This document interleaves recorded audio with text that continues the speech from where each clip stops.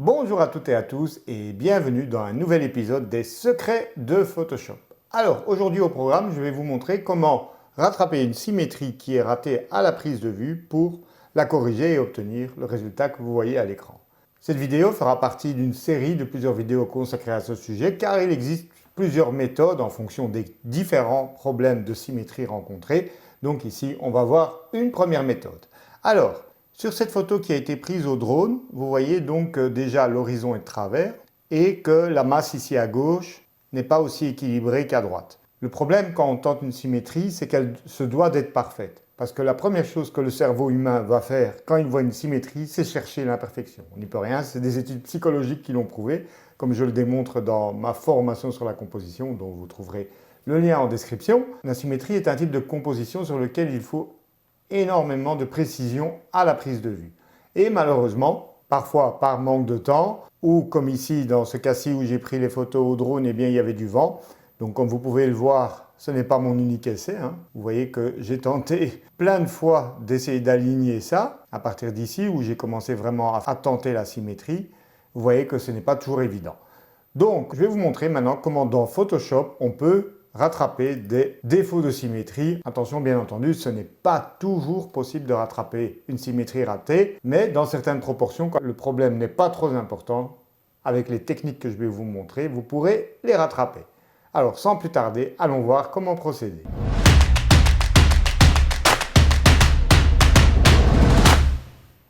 Alors, donc ici, j'ai affaire à un RAW. J'appuie sur D pour passer en développement et j'appuie sur Auto pour appliquer rapidement un réglage. Alors je trouve que ici c'est un petit peu trop sombre au niveau de l'eau. Donc je vais tout de suite sur le curseur teinte saturation. Je clique sur l'onglet luminance et je viens remonter un petit peu la lumière de la mer ainsi que sa saturation. Voilà. Ok, voilà qui est déjà plus joli. Alors, je ne vais pas essayer ici de la corriger au niveau de l'horizontalité, etc. Je vais tout de suite l'envoyer dans Photoshop. Donc, je vais juste corriger les aberrations chromatiques et le profil de correction, même si ici, apparemment, il est intégré. Donc, commande ou CTRL E, si Photoshop est votre éditeur par défaut. Voilà, et nous voilà dans Photoshop. Vous pouvez déjà afficher les règles que vous voyez ici en haut en faisant commande ou CTRL R comme règle, voilà, parce qu'elles vont nous servir à aligner tout ça. Alors donc, première chose à faire, c'est dupliquer son calque pour éviter d'endommager l'original, donc commande ou CTRL J. Et maintenant, donc, je vais tenter de redresser dans un premier temps l'image, car comme vous pouvez le voir ici, j'aimerais avoir cette barre bien horizontale. Donc pour ça, je vais activer l'outil recadrage, ici, où vous appuyez simplement sur C. Et donc dans cet outil, vous avez un outil similaire à celui de Lightroom qui est désincliné, donc qui est une sorte d'option de niveau. Voilà, vous cliquez dessus. Et maintenant, je vais zoomer pour être plus précis. Et je vais donc tirer, voilà, une ligne comme ceci. Voilà. Alors, faites bien attention de ne pas avoir supprimé les pixels rognés cochés, sinon en fait tout ce qui est en dehors de la zone de recadrage sera supprimé. Et j'ai bien coché ici contenu pris en compte, ce qui va permettre à Photoshop de remplir les zones transparentes laissées par ce recadrage par du contenu basé sur l'intelligence artificielle. On va voir ce qu'il a fait. Donc là, vous voyez qu'il y a des zones transparentes ici et de l'autre côté de l'image. Et maintenant, donc, quand je vais appuyer sur Enter, Photoshop va automatiquement tenter de remplir ces zones. Alors, je vais en profiter par la même occasion pour centrer donc, ma composition par rapport au centre de l'image, donc qui est matérialisée ici par cette cible au milieu de l'outil transformation. Alors, si vous ne la voyez pas, c'est dans les options de Photoshop. Vous allez dans les préférences. Alors, malheureusement, je dois d'abord annuler mon recadrage pour pouvoir vous le montrer. Donc j'annule, touche échappe, voilà. Et je vais dans Photoshop préférences ou édition préférences sur PC. Et vous allez dans outils, je pense.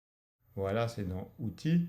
Et c'est donc cette option afficher le point de référence lors de l'utilisation de transformation qu'il faut cocher pour avoir cet outil-ci.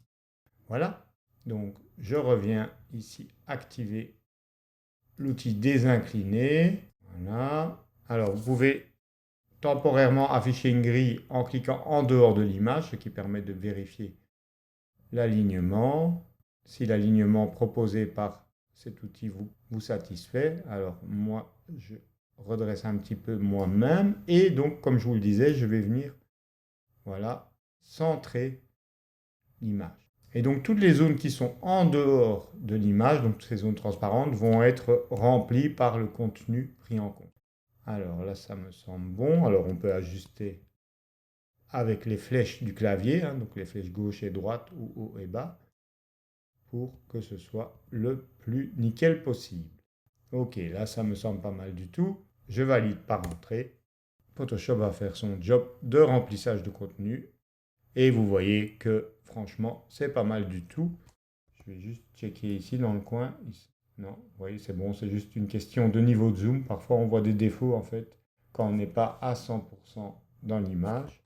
Donc, c'est nickel, hein. Voilà. Donc ça, c'est une première opération. Donc, je vous montre un avant-après. Voilà, vous voyez que le remplissage a vraiment bien fonctionné. Alors maintenant, je vais placer des repères pour pouvoir un petit peu aligner tout ça correctement. Donc d'abord, je vais placer des repères au centre de l'image. Donc ça, je vous fais référence à l'astuce Photoshop que je vous avais révélée la semaine dernière. Donc si vous ne l'avez pas encore vu, cette vidéo, les 10 secrets de Photoshop que vous ne connaissez probablement pas, est accessible en cliquant sur le lien ci-dessus. Pour rappel, donc, je vais dans Affichage, Repères, Nouvelle disposition des repères. Vous mettez 2 et 2, vous choisissez une couleur qui est assez opposée à celle que votre photo contient. Et OK, voilà, donc vous voyez, j'ai tout un cadrage qui me permettra de plus facilement ajuster ma symétrie. Donc, je vais également tirer manuellement un repère. Donc pour ça, vous allez dans la barre des repères qui est ici en haut et vous tirez pour définir les zones qui vont vous aider à peaufiner votre symétrie. Donc ici, qu'est-ce que je fais? En fait, je suis occupé à placer des repères donc par rapport à ce bout de sable pour le faire coïncider des deux côtés. Donc je vais le déplacer. Pour déplacer un repère, vous appuyez sur V pour activer l'outil déplacement. Et donc l'idée, voilà, c'est de déterminer la zone ici en haut de la bande de sable et en bas. Et donc ce que je vais faire, je vais rééquilibrer en fait la composition ici à droite. Donc je vais déformer la partie droite pour la faire entrer dans cet espace. Pourquoi je ne fais pas l'inverse? Eh bien tout simplement parce que je n'ai pas de matière en dessous. Et donc en fait, je devrais réinventer de la matière. Donc ici, le choix de plutôt déformer la partie droite va me permettre de ne pas devoir générer de matière. Donc maintenant, je pourrais utiliser l'outil transformation. Donc je vous montre commande CTRL T et puis déformation. Le souci, c'est qu'en fait, en faisant ça, comme vous pouvez le voir, le haut de l'image va bouger.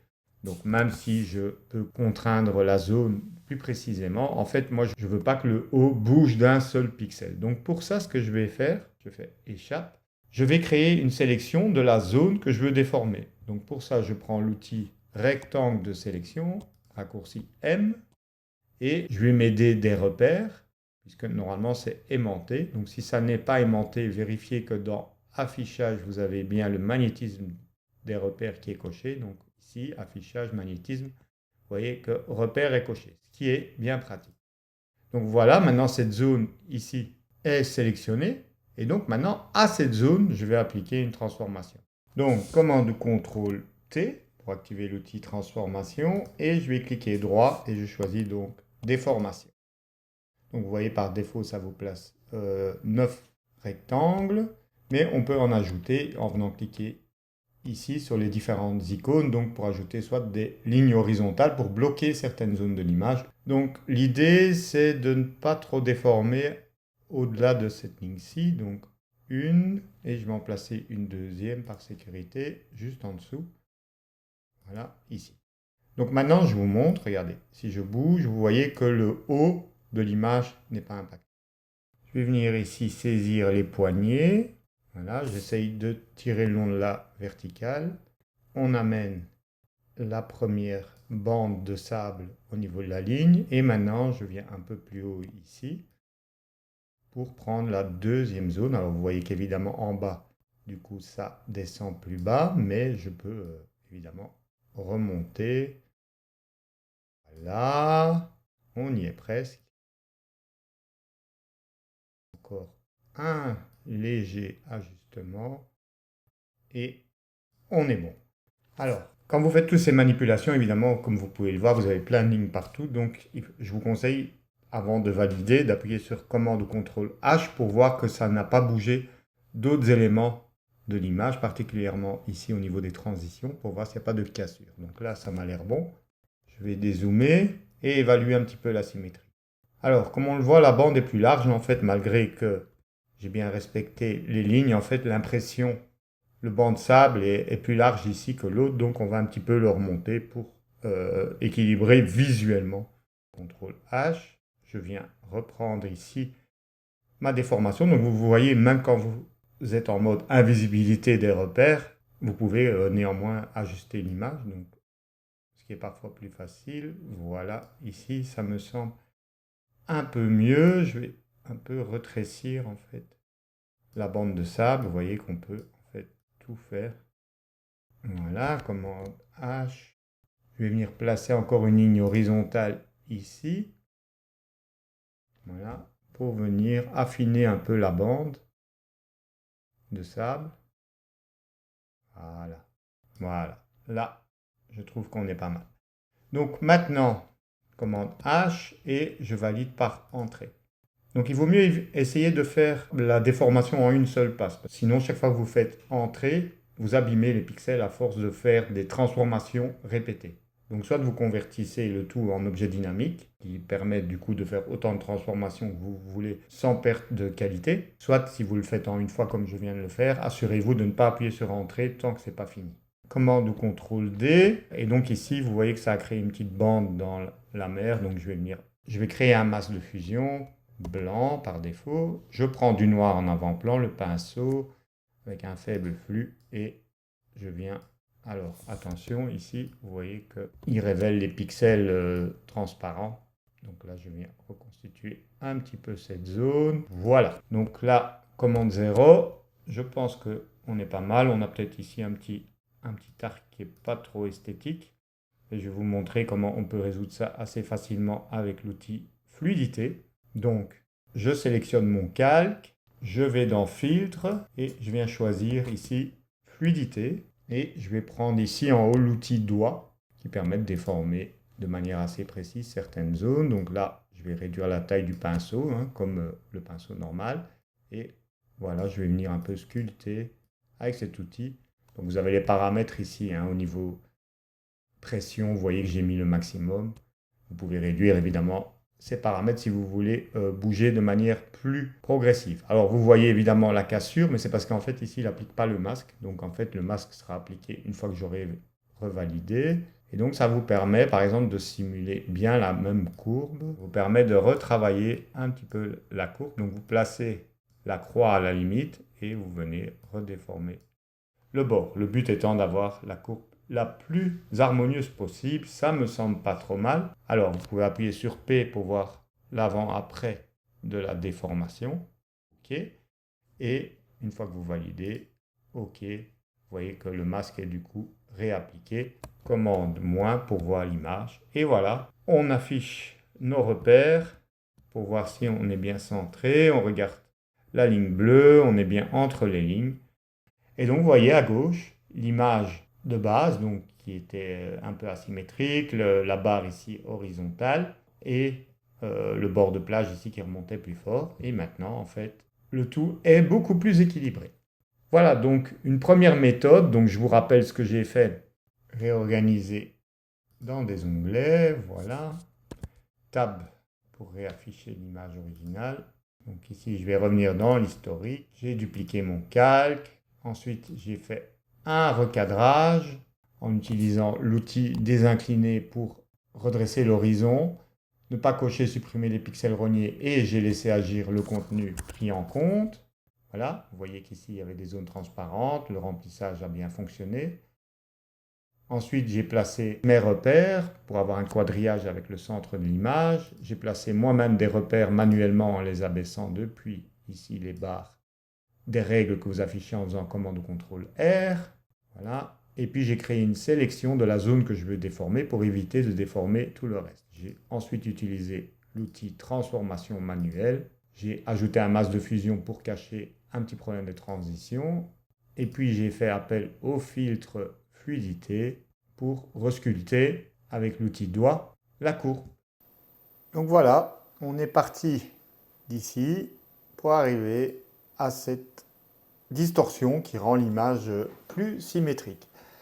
Donc c'était une première méthode pour corriger les problèmes de symétrie que l'on peut rencontrer à la prise de vue et dont on se rend compte parfois uniquement au post-traitement lorsqu'on voit son image en grand sur l'écran. J'espère que cela vous a apporté de nouvelles techniques pour améliorer vos photos. Je vous montrerai dans d'autres vidéos d'autres méthodes pour rattraper des symétries ratées à la prise de vue car tous les cas ne sont pas similaires et donc je vous montrerai d'autres techniques. D'ici là, je vous remercie d'avoir regardé cette vidéo. N'hésitez pas, si vous êtes nouveau sur la chaîne, à vous abonner et à cliquer sur la petite cloche pour être notifié de la sortie de prochaines vidéos. D'ici là, je vous souhaite une très bonne semaine et à très vite pour de nouveaux tutos Lightroom et Photoshop. Ciao, ciao!